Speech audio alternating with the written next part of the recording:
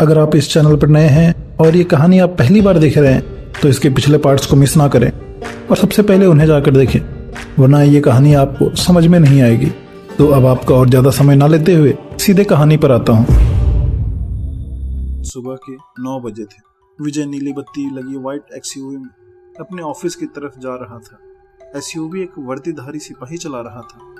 विजय पिछली सीट पर बैठा अपने ख्यालों में गुम था।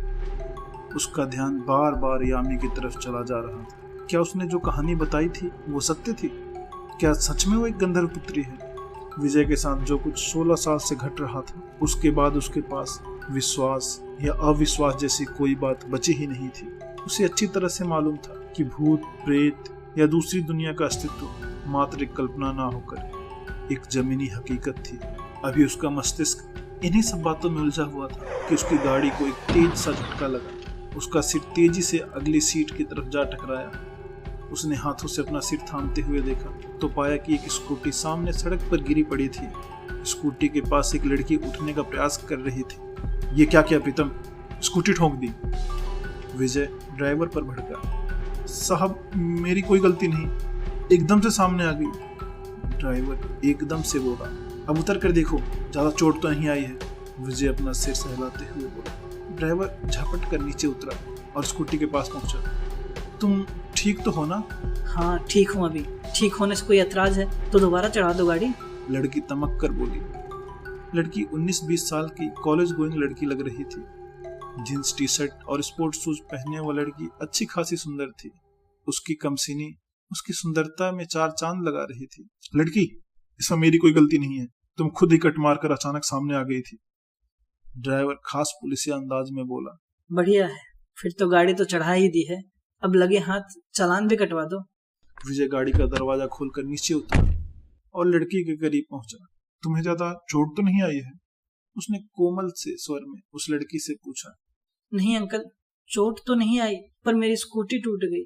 लड़की अपनी स्कूटी की तरफ देखते हुए बोली। अंकल सुनते ही विजय का दिमाग भन्ना गया। उसने बड़ी मुश्किल से अपने चेहरे पर अप्रिय भाव आने से रोके। उसकी चिंता मत करो, वो ठीक हो जाएगी। अपने आप कैसे ठीक हो जाएगी अंकल? प्रीतम, स्कूटी उठाकर देखो क्या हुआ है। ड्राइवर ने आगे बढ़कर स्कूटी उठाकर स्टैंड पर खड़ी कर दी। जहां स्कूटी गिरी थी वहां सड़क पर पेट्रोल बिखर गया था।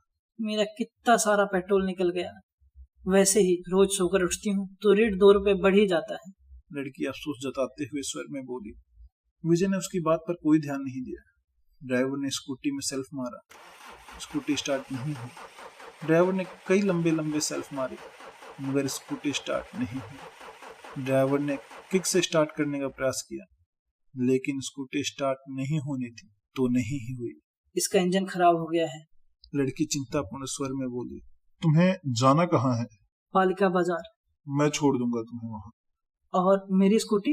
प्रीतम, स्कूटी सही कराकर मंदिर मार्ग थाने ले आओ, हम वहीं जा रहे हैं, और जो शीशा वगैरह टूट गया है वो सब डलवा देना। ठीक है सर। हेलमेट उठा लो सड़क से। विजय ने एक तरफ इशारा करते हुए ड्राइवर को बोला। ड्राइवर ने सड़क किनारे से हेलमेट उठा लिया। मेरे तो हेलमेट पर भी स्क्रैच आ गई होगी। लड़की अफसोस भरे लहजे में बोली। आओ। विजय लड़की से गाड़ी की तरफ इशारा करता हुआ बोला। लड़की लंगड़ाती हुई सी बढ़ी और गाड़ी की अगली सीट पर बैठकर सीट बेल्ट लगा लिया। विजय भी ड्राइविंग सीट पर बैठ गया। अंकल, स्कूटी के पास ही रहना, ये मिस्त्री लोग पुर्जे बदल देते हैं। लड़की खिड़की से मुंह निकालकर ड्राइवर से बोली। विजय को बहुत तेज हंसी आने को हुई लेकिन उसने हंसी दबाते हुए गाड़ी स्टार्ट करके आगे बढ़ा दी। लड़की उसे बहुत वाचल लगी। अंकल, आप कौन से थाने में हो? निश्चित ही उसे खामोश रहने में दिक्कत होती थी। मैं एसपी हूँ, विजय बोला। एसीपी यानी असिस्टेंट कमिश्नर ऑफ पुलिस? हाँ। अंकल, आपने सीट बेल्ट नहीं लगाई। विजय ने खामोशी से सीट बेल्ट लगा ली। उससे बहस करने का उसका कोई इरादा नहीं था।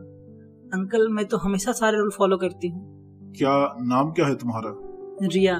पता है अंकल, मेरे पापा तो सुगंधा नाम रखना चाहते थे मेरा, मगर मम्मी नहीं मानी, उन्होंने रिया रख दिया। मुझे भी रिया नाम ही ज्यादा पसंद है। कॉल मी सर, विजय ने आखिर में कह ही दिया। ओके। रिया सहज से स्वर में बोली। गाड़ी में 2 पल के लिए खामोशी छा गई। आपको पता है अंकल सर कि रिया का मतलब क्या होता है? विजय का मन किया कि अपना सिर पीट ले। ये बताओ कि तुम डिसाइड कैसे करती हो कि किसको अंकल कहना है, किसको आंटी कहना है? वो तो सिंपल है। जो सेटल है वो अंकल, जिनकी शादी हो गई है वो आंटी।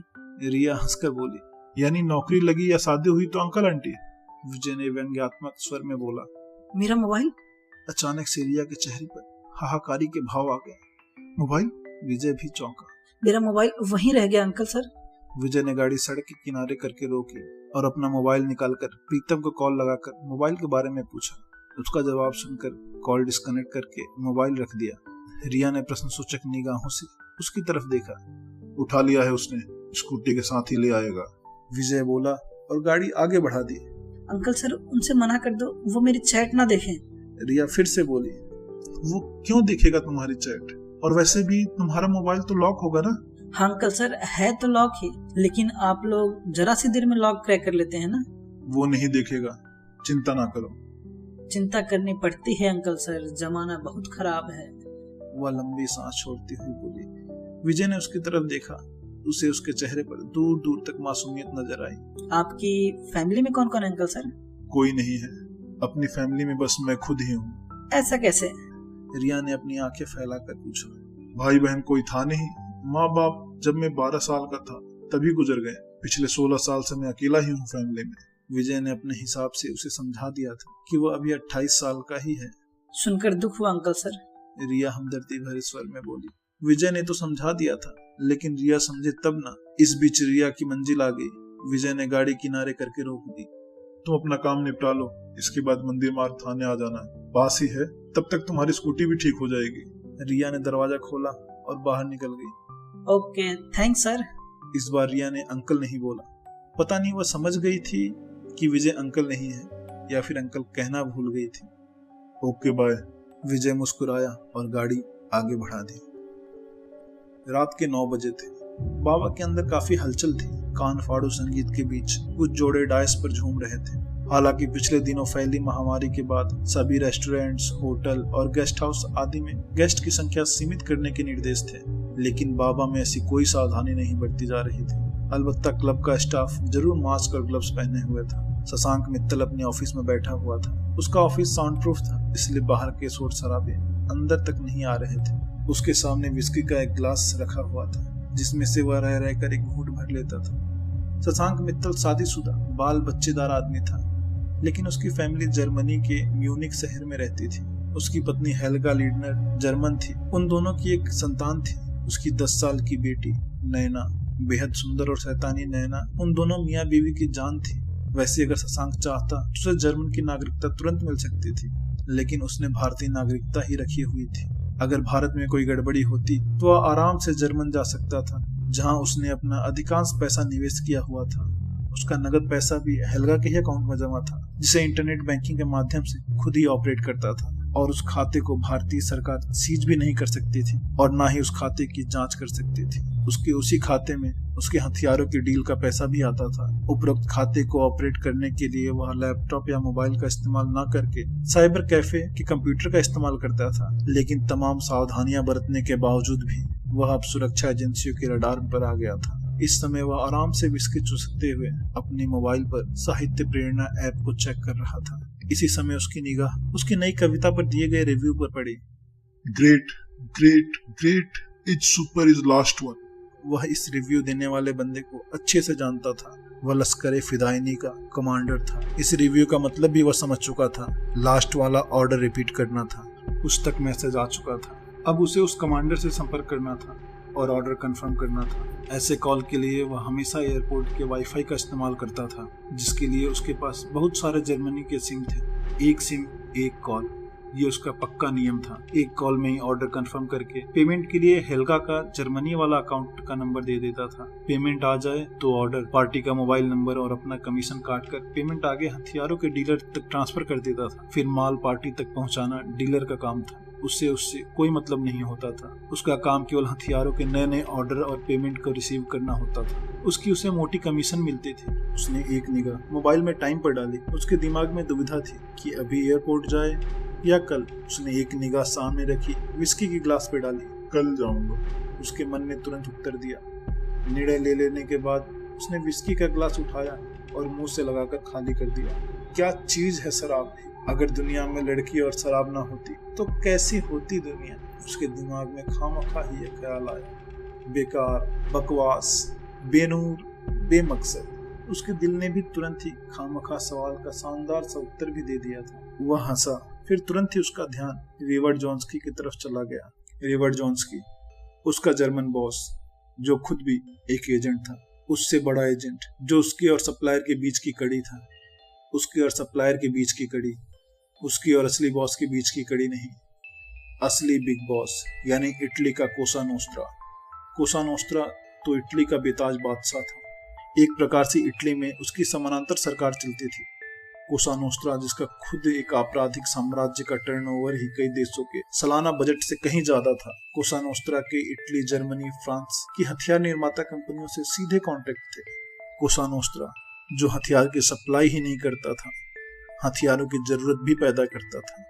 विभिन्न देशों में भड़कने वाले गृह युद्धों और आतंकवादियों के पीछे उसका ही प्रत्यक्ष अप्रत्यक्ष हाथ होता था। कोसा नोस्ट्रा का सीधा सिद्धांत था, जितने युद्ध उतने ही हथियारों की मांग, और जितनी हथियारों की मांग उतनी ही उसकी कमाई। बहरहाल शशांक इस नेटवर्क का एक बहुत छोटी सी मछली था, जिसका कार्यक्षेत्र केवल भारत, पाकिस्तान और अफगानिस्तान के आतंकवादी, नक्सली और मणिपुर के माओवादी थे। उसका काम यहाँ न सिर्फ हथियारों का ऑर्डर लेना था, बल्कि उससे उम्मीद की जाती थी कि वह हथियारों की मांग कम ना होने दे। हथियारों की मांग कम ना होने देने के लिए जो तरीका शशांक मित्तल ने निकाला था, अगर उसकी भनक भी आतंकवादियों को लग जाती तो शशांक मित्तल का शरीर 36 टुकड़ों में बिखरा पड़ा मिलता। शशांक मित्तल आतंकवादियों को हथियार सप्लाई हो जाने के बाद इंटेलिजेंस को उनकी मुखबिरी करके पकड़वा भी देता था। कई आतंकवादी मारे जाते थे और भारी मात्रा में उनके हथियार पकड़ लिए जाते थे। इस तरह हथियारों की मांग बराबर बनी रहती थी। Hello sir. एक सुरीली, नशे में लरजती आवाज शशांक के कानों में पड़ी तो उसकी तंद्रा टूटी। उसने नजर उठाई तो उसके चेहरे पर मुस्कान आ गई। सामने क्लब की होस्टेस नूरी खड़ी थी। नूरी 27-28 साल की, गोरी चिट्टी, इंतहाई खूबसूरत लड़की थी। मूलतः म्यांमार की रहने वाली नूरी पिछले 5 सालों से यहाँ काम कर रही थी। नूरी का मुख्य काम तो बैली डांस परफॉर्म करना था, जिसमें उसे दक्षता हासिल थी, लेकिन बाकी के टाइम वह हॉस्टेस का भी काम बखूबी निभाती थी। शशांक मित्तल के दिलजोई का सामान तो वो थी ही, साथ ही उसकी फ्रेंड राबिया भी। शशांक ने चाणक्यपुरी स्थित अपना एक फ्लैट दोनों को रहने के लिए दे रखा था। आजा आजा मेरी बेबी डॉल, आजा। शशांक तनिक सीधा होता हुआ बोला, क्या सर, आज अकेले बैठे पी रहे हो? कहीं जाने की सोच रहा था, लेकिन अब कैंसिल कर दिया। अब तू आ गई तो तेरे साथ जमेगी महफिल। पर अभी तो मेरी परफॉर्मेंस है सर। वह निचला होठ दांतों से दबाकर बोली। राबिया कहाँ है? वह एक मोटे तोंदिया को कंपनी दे रही है। वो क्यों कंपनी दे रही है? बाकी सब कहाँ मर गए? आज ज्यादातर लोग अकेले ही आए हैं, सब लड़कियां बुक हैं, पर अभी भी 2 बंदे अकेले ही बैठे हैं। शशांक के मुंह से भद्दी सी गाली निकली। नूरी जोर से हंसी। तेरा तो 11 बजे का प्रोग्राम है ना, अभी तो 10 बजे हैं। शशांक आशापूर्ण स्वर में बोला। हाँ, 11 बजे का तो है। तो तुझे पता है? सर, मुझे परफॉर्मेंस के लिए तैयार होने में 1 घंटे से ज्यादा लगता है।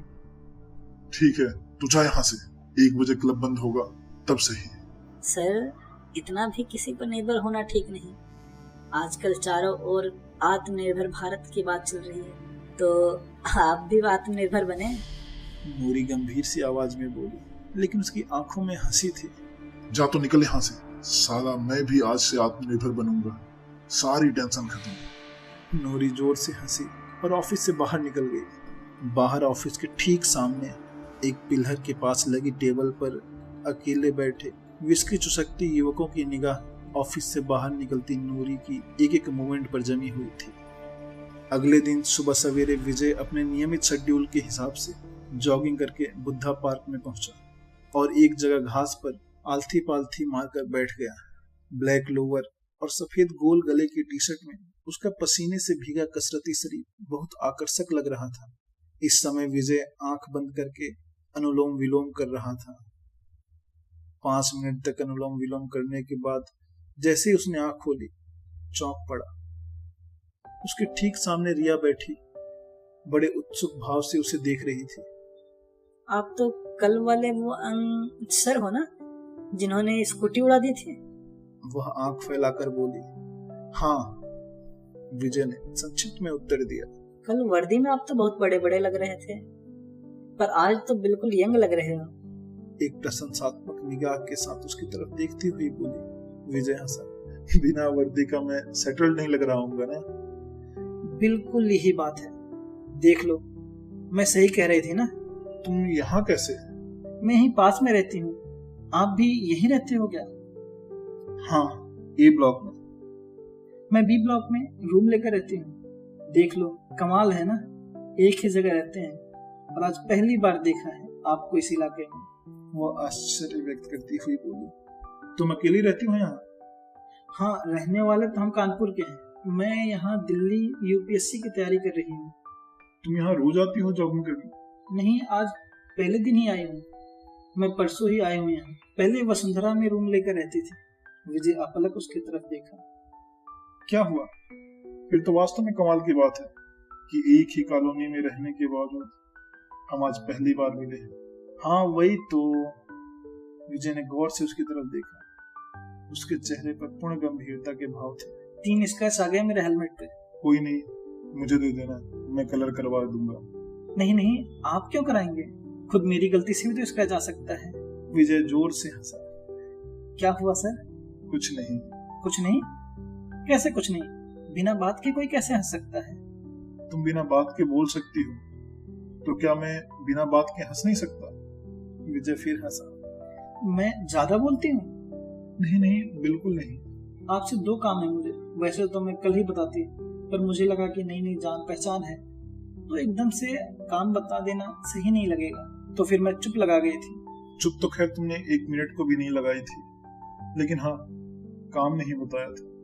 मेरी एक फ्रेंड है वसुंधरा में, वह चांदनी चौक से एक लहंगा लाई थी, फिर उसके घर पे वो पसंद नहीं आया, तो दुकानदार बदल ही नहीं रहा। आप जरा उसको हड़का दो। विजय ने अवाक उसकी तरफ देखा। उसने निर्भीक अंदाज में उससे आंखें मिलाई। और दूसरा काम? दूसरा भी मामूली काम है। यहीं पर वो ओझा किराना वाला है ना, वो बहुत ही रूड है, बहुत एटीट्यूड दिखाता है, उसे भी जरा सा हड़का दो बस। तुम मजाक कर रही हो? नहीं सर, बिल्कुल भी नहीं। वह सिर को इनकार की मुद्रा दाएं बाएं हिलाती हुई बोली। ठीक है, मैं थाने से फोन करा दूंगा किसी दरोगा को। तुम्हारा मतलब तुम्हारे दोस्त का लहंगा बदल जाएगा? और वो ओझा किराने वाला? उससे मैं बोल दूंगा कि तुम मेरी परिचित हो, वह भी ठीक से बात करेगा। दोस्त? दोस्त? दोस्त क्या?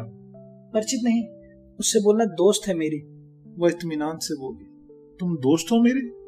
हाँ। अच्छा ठीक है, बोल दूंगा। उसने माथे पर बल डालकर विजय को देखा, फिर विजय के पास बैठकर मोबाइल निकालकर सेल्फी ले ली। ये क्या? कुछ नहीं, मुझे लगा कि आप मुझे टाल रहे हो, मैं खुद ही कह दूंगी। अरे नहीं नहीं, तुम मत कहना कुछ भी, ऐसे सही नहीं लगता। वो पता नहीं क्या सोचेगा। कुछ नहीं सोचेगा सर। अच्छा सर, एक काम करो, मैं फ्रेंड रिक्वेस्ट भेजती हूँ आपको फेसबुक पर, आप एक्सेप्ट कर लो, हो जाएंगे फ्रेंड भी। रिया, तुम कुछ समझती नहीं हो, लोग गलत अर्थ निकालते हैं। क्या गलत अर्थ? ये कि हम सेक्स करते होंगे? तुम्हारा दिमाग खराब है? विजय सकपका गया, उसे ऐसे जवाब की उम्मीद नहीं थी। अरे तो क्या गलत अर्थ? चाहे यही सोचे, लेकिन तुम्हें ऐसे थोड़े ही कह देना चाहिए। विजय उससे नजरें चुराता हुआ बोला। ओह, मतलब बात तो बेशक यही हो, पर हम घुमा फिरा कर कहें। तुम पागल हो? सर, आप 2 बार मेरे पागल होने की घोषणा कर चुके हो। देखो, मैं बड़ी जिम्मेदारी के पोस्ट पर हूँ। अखबार वाले ऐसी गॉसिप्स की ताक में रहते हैं, वे नमक मिर्च लगाकर छाप देंगे। अच्छा अच्छा, कुछ नहीं कहूंगी, मरो मत। बिहेव। विजय ने चेतावनी सी दी। सर, कल कितनी रिस्पेक्ट से बात कर रही थी, तब आपने कहा कि आप अभी कुल 28 साल के हो। अब थोड़ा फ्रेंडली बात की तो बुजुर्गों वाली बात शुरू कर दी। आप एक चीज डिसाइड कर लो, अंकल हो या फ्रेंड। इससे तो अच्छा है अंकल ही कह लो, विजय ने पीछा छुड़ाने को कहा। ठीक है, अब से अंकल ही कहूंगी, उसने मुंह फुलाकर कहा और उठकर चली गई।